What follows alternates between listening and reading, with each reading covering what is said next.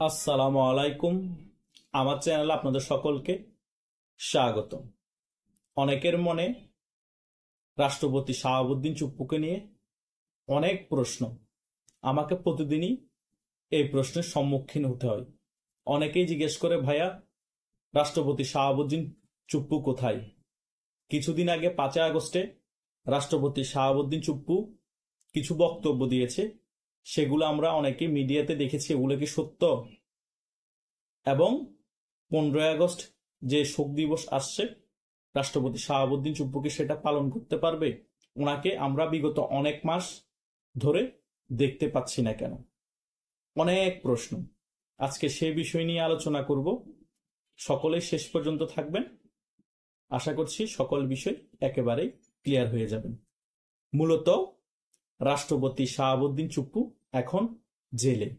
এখন অনেকেই প্রশ্ন করতে পারেন, কিভাবে জেলে? আসলে উনি সংবিধান অনুযায়ী এখনো রাষ্ট্রপতি থাকার কারণে ওনাকে গ্রেপ্তার করে বাংলাদেশের যে অরিজিনাল কারাগার আছে সেখানে প্রেরণ করতে পারছে না, কিন্তু ওনার ঘরকেই জেল বানিয়ে ফেলা হয়েছে এবং ওটাকে কারাগার হিসেবে ধরে ওনাকে ঘরবন্দি করে রাখা হয়েছে, জেলের মতো করেই। উনি কারোর সাথে যোগাযোগ করতে পারছেন না, উনি কোনো জায়গায় মিডিয়াতে এসে বক্তব্য দিতে পারছেন না। মূলত এক কথায় উনি জেলেই আছে। জেলে যেভাবে একজন কয়েদিকে রাখা হয়, ওনাকে সেভাবে ঘরের মধ্যে ঘরবন্দি করে রাখা হয়েছে। সে কারণে উনি 15 আগস্ট শোক দিবস পালন করার কোনো সুযোগ নেই। তবুও আমাদের আইনজীবী জেডাই পান্না ভাই এবং সংবিধান প্রণেতা কামাল ভাইও বলেছেন এবং সকল জনগণকে ঐক্যবদ্ধ হয়ে 15 আগস্টে শোক দিবস পালন করার জন্য বলেছেন। কিন্তু এদিকে ডক্টর ইউনূসের প্রেস সচিব কি বলেছে? 15 আগস্ট শোক দিবস পালন যেই করবে তার বিরুদ্ধে ব্যবস্থা নেওয়া হবে। একে তো 15 আগস্ট শোক দিবস বাতিল করা হয়েছে, দ্বিতীয়ত কেউ পালন করলেও তাদের বিরুদ্ধে ব্যবস্থা নেওয়ার ডিক্লেয়ার দিয়েছে তিনি সংবাদপত্রের মাধ্যমে এবং মিডিয়াতে এসেই। তার মানে বাংলাদেশে মুক্তিযুদ্ধে যত চেতনা আছে সকল কিছু ধ্বংস হয়ে গিয়েছে, বাংলাদেশে মুক্তিযুদ্ধের কোনো চেতনা রাখা হবে না। তাহলে বাংলাদেশের রাষ্ট্রপতি যিনি শাহাবুদ্দিন চুপ্পু, তিনি মুক্তিযুদ্ধের চেতনা ধারণ করে, ওনাকে কি করে মিডিয়াতে কথা বলতে দিবে 15 আগস্ট এবং আগস্টের যে কোনো গুরুত্বপূর্ণ দিনে? কখনোই দিবে না। বাংলাদেশে কোনো গুরুত্বপূর্ণ মুক্তিযুদ্ধের বিষয়ে কোনো দিন থাকলে ওই দিনে তিনি কোনো বিবৃতি দিতে পারবেন না, কোনো কথাও বলতে পারবেন না। বরং জেলে যেভাবে একজন লোককে রাখা হয়, কয়েদিকে রাখা হয় বা একজন হাজতিকে রাখা হয়, সেভাবে ঘরবন্দি করে রাখা হয়েছে রাষ্ট্রপতি শাহাবুদ্দিন চুপ্পুকে। এবং 5 আগস্টের যে বিবৃতি রাষ্ট্রপতি শাহাবুদ্দিন চুপ্পু দিয়েছে, বলা হয়েছে ওই বিবৃতিগুলো সম্পূর্ণরূপে গুজব, ভুয়া ছিল। জাস্ট নিজেদের মন গড়াভাবে বিবৃতিগুলো বানিয়ে প্রকাশ করেছে এবং শেখ হাসিনার বিরুদ্ধে তিনি কথা বলছে দেখাচ্ছে এবং জুলাই যোদ্ধাকে, গণ অভ্যুত্থানকে তিনি খুবই সমর্থন করছে, এমন ভাবে বিবৃতিগুলো প্রকাশ করেছে। মানে তিনিও এখন আওয়ামী লীগ বিরোধী হয়ে গিয়েছে, শেখ হাসিনাকে ফেসিস্ট মানে শেখ হাসিনা বিরোধী হয়ে গিয়েছে। মানে রাষ্ট্রপতি শাহাবুদ্দিন চুপ্পুকে ভিলেন বানাতে চেয়েছিল, কিন্তু সেটা বুমেরাং হয়ে যায় এবং স্ক্রিপ্টটা খুবই দুর্বল ছিল, জনগণ বুঝে গিয়েছিল। সেই কারণে শাহাবুদ্দিন চুপ্পুকে আর ভিলেন বানাতে পারেনি। কিন্তু একদিক দিয়ে এখন শাহাবুদ্দিন চুপ্পুকে একেবারে অপসারণও করতে পারছে না, সংবিধান অক্ষুণ্ণ রাখার চেষ্টা করছে, কারণ বিএনপি চাচ্ছে না সংবিধান একেবারে ছুঁড়ে ফেলা হোক এবং সংবিধান ছুঁড়ে ফেলে রাষ্ট্রপতি চুপ্পুকে অপসারণ করা হোক, সেটাও চাচ্ছে না। কারণ সেনাবাহিনীতে এখন তাদের লোক, ডক্টর ইউনূস এবং জামাতের লোক। সেনাবাহিনীও কিন্তু চাচ্ছে সংবিধান রেখেই এই রাষ্ট্রপতি শাহাবুদ্দিন চুপ্পু থাকুক এবং ওনাকে কোনো কার্যক্রম করতে দেওয়া হবে না। রাষ্ট্রপতি যে ক্ষমতা আছে সেটাও ব্যবহার করতে দেওয়া হবে না, ওনাকে ঘরবন্দি রাখা হবে। উনি যাতে কোনো ধরনের কারোর সাথে যোগাযোগ স্থাপন করতে না পারে সেদিকেও লক্ষ্য রাখা হবে। সেই কারণে আমরা রাষ্ট্রপতি শাহাবুদ্দিন চুপ্পুর কোনো খোঁজ খবর পাচ্ছি না, উনি মিডিয়াতেও আসতে পারছে না এবং ওনার আত্মীয় স্বজন কে আছে বেঁচে, কেউ কোনো কথা বলতে পারছে না মিডিয়াতে এসে।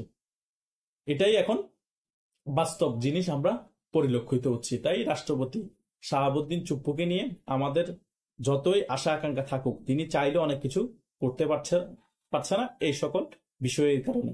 আমরা অনেক আগে থেকেই বিভিন্ন ভিডিওতে বলছি যে রাষ্ট্রপতি চুপ্পু ঘরবন্দি হয়ে আছে, কিন্তু তবুও রাষ্ট্রপতি চুপ্পুর খেলায় শেষ খেলা।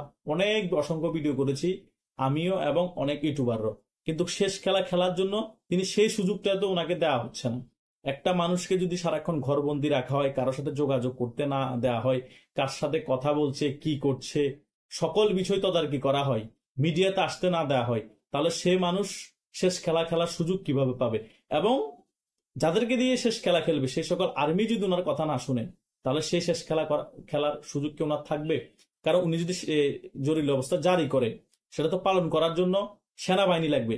সে সেনাবাহিনী যদি জরুরি অবস্থা অ্যাকসেপ্ট না করে বা মিডিয়ার কাছে প্রকাশ না করে বা তারা রাষ্ট্রপতির সাথে একমত না হয়, তাহলে জরুরি অবস্থা কি জারি হবে? কখনোই হবে না। তাই যতই আমরা বলি রাষ্ট্রপতির কাছে অনেক ক্ষমতা, রাষ্ট্রপতি খেলা ঘুরিয়ে দিতে পারে, সে সুযোগটা তৈরি করার জন্য কিছু সেনাবাহিনী তার পক্ষে থাকতে হবে, তার সাথে যোগাযোগ স্থাপন করতে হবে এবং ওনাকে ভরসা দিতে হবে, আপনি যদি সেনা শাসন জারি করেন আমরা আপনার পাশে আছি এবং জরুরি অবস্থা জারি করার পরে আমরা সকল কিছু নিয়ন্ত্রণ নিব। এভাবেই জরুরি অবস্থা জারি হওয়ার সম্ভাবনা থাকে। তা না হলে সেনাবাহিনী যদি ওনাকে সাহায্য না করে, সেনাবাহিনী যদি ওনার পাশে এসে না দাঁড়ায়, বরং সেনাবাহিনী ওনাকে ঘরবন্দি করে রাখে এবং নজরদারিতে রাখে, জেলখানার মতো ওনার পরিস্থিতি তৈরি করে রাখা হয়, ওনার সব সময় উনি কোনো জায়গায় ঘুরতে যাতে না যেতে পারে সেই পরিস্থিতি তৈরি করে রাখে, তাহলে রাষ্ট্রপতি শাহাবুদ্দিন চুপ্পুর কাছে খেলা থেকেও লাভ কি? আপনার কাছে মাঠ আছে, বল আছে, সকল কিছুই আছে, কিন্তু আপনার মাঠে নামতে পারছেন না। তো মাঠে নামতে না পারলে বল দিয়ে মাঠ দিয়ে কি করবেন? আপনি খেলতেই পারবেন না। কথা বুঝেন নাই? খেলতে যদি না পারেন, মাঠ দিয়ে বল দিয়ে কোনো লাভ নাই।